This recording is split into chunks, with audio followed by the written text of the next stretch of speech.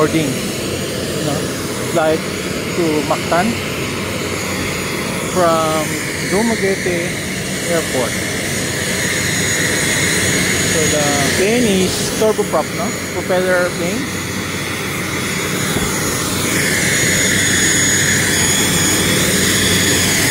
So this ends my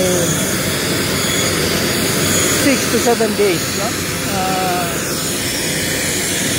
Real estate due diligence here in Dumaguete.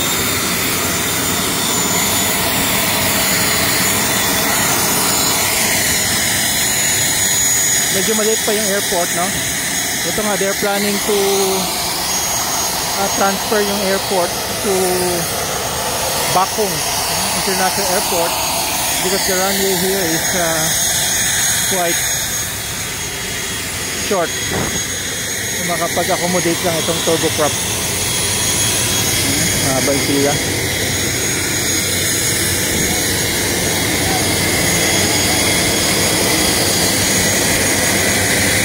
So the entrance is at the back portion.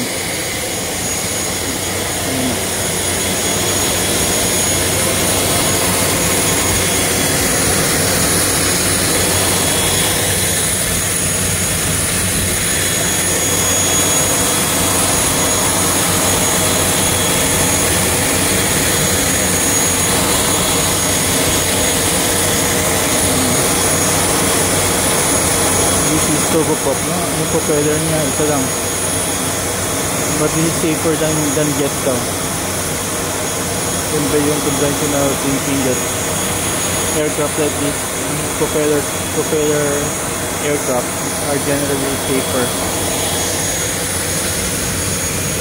So this is the runway of Dumaguete Airport. Kung tingnan mo sa taas, very short.